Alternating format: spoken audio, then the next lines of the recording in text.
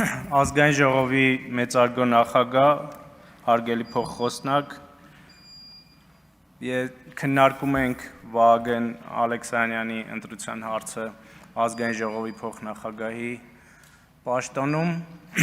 ուզում եմ այնպես ինչպես պարոն Ռուբինյանի դեպքում ասել, որ պարոն Ալեքսանյանն էլ իր քաղաքական կարիերայի ընթացքում ուղեկցել եմ մի բան էլ ավել, երբ դասավանդել եմ նրան Երևանի պետական համալսարանում և ուզում եմ ասել, որ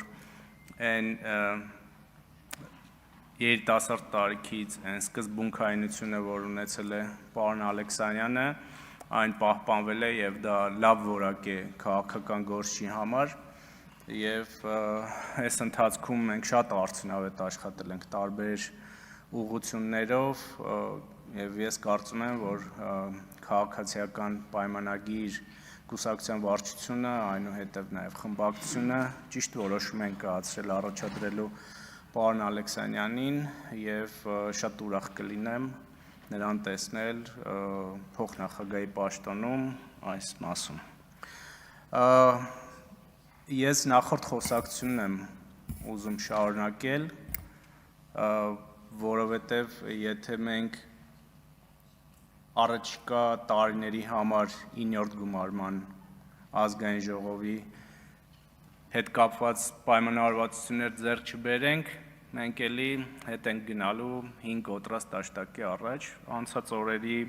մեր քննարկումները գնահատում եմ որպես դրական, բայց որոշակի մտահոգիչ բաներ կար,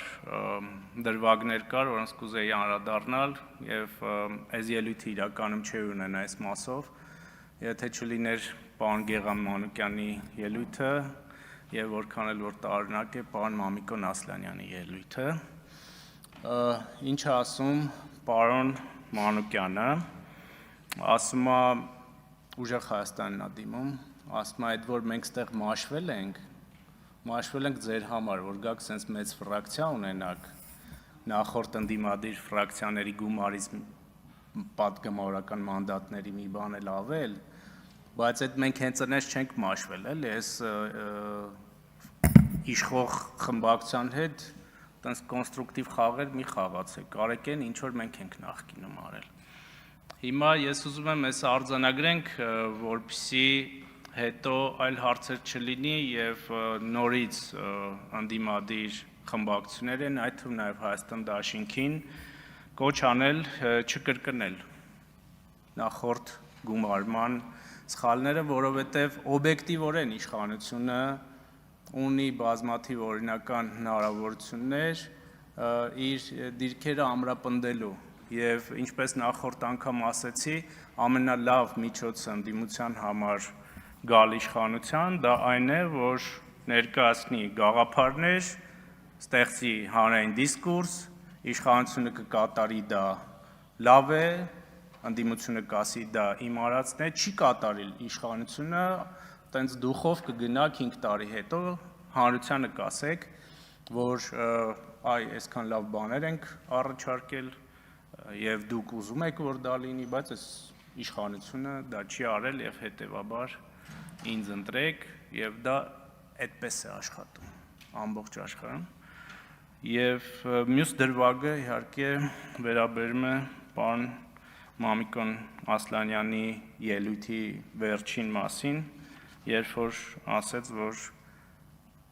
դուք ամեն ինչ անելու եք, որ մնաք իշխանության, մենք ամեն ինչ անել ենք, որպեսզի ձեզ հեռացնենք, եթե այս տրամաբանությամբ գնանք, էլի սա հակամարտություն է և հակասում է այն, ինչ որ ես ձեզ ասեցի,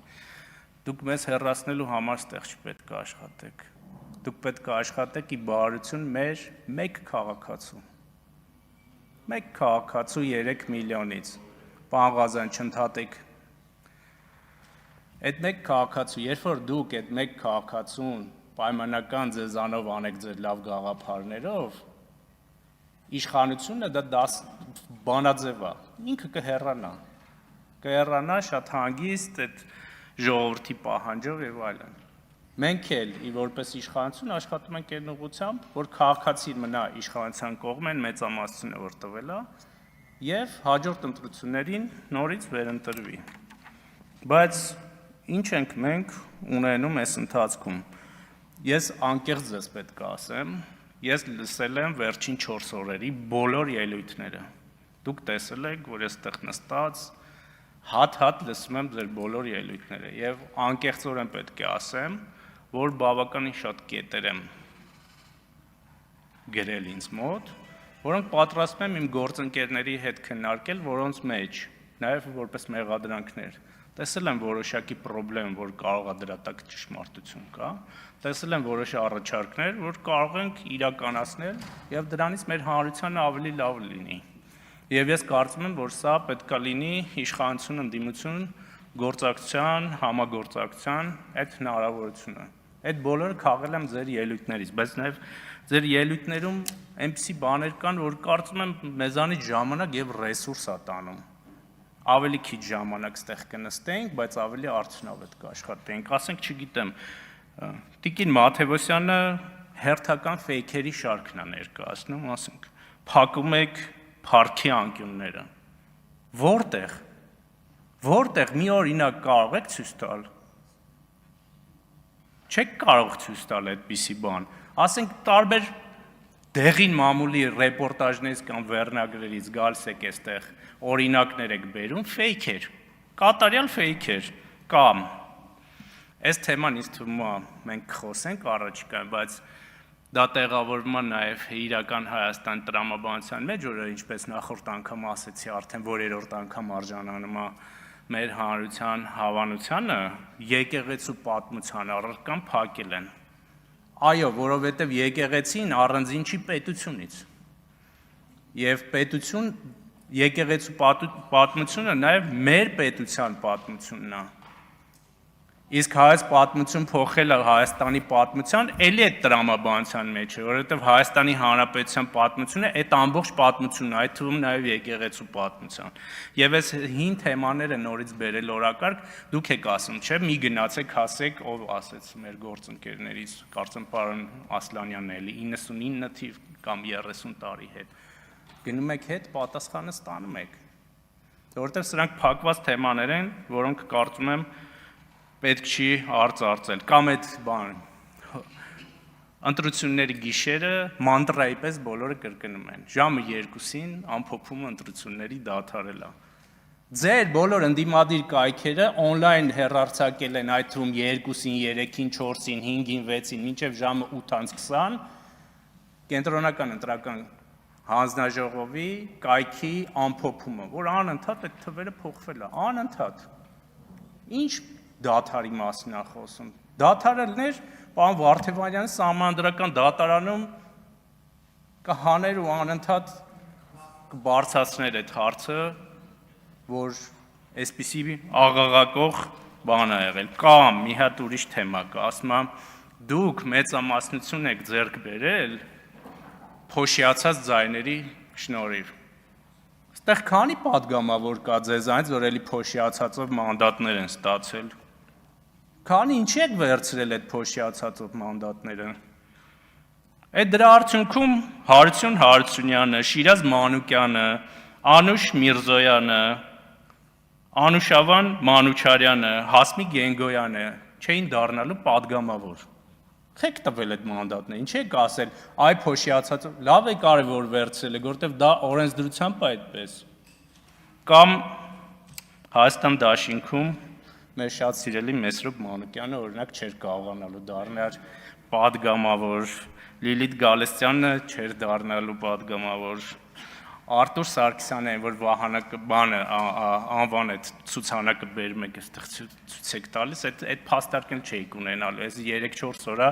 դա ձեր հիմնական թեման է, բայց այդ էլ չէիք ունենալու։ Հիմա էլի շատ բաներ ունեի ասելու, բայց կոչ կանեմ թույլ չտաք նաև ձեր գործընկերներին այս ամբիոնը վերածել եւ խորհրդանը վերածել Անժելա Թովմասյանի տաղավարին, որը ժողովրդի մեջ կոչում են Անժեոյի բեսեդկա։ Մի թույլ տվեք այդպիսի բան անել։ Եվ վերջում ուզում եմ Լևոն Քոչարյանի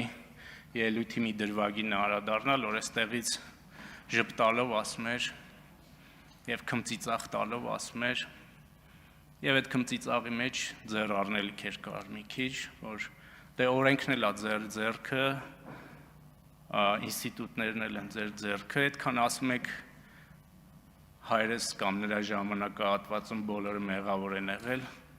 այդ պատժեիք եւ ինքը ճիշտ է ցավոք։ Ինքը ճիշտ է ցավոք եւ ես պրետենզիան մեր ժողովրդի կողմից է եղել եւ ես կարծում եմ ավարտում եմ, որ քաղաքական այս անարդարությունը իր հանգուցալուծումը կգտնի։ Շնորհակալություն։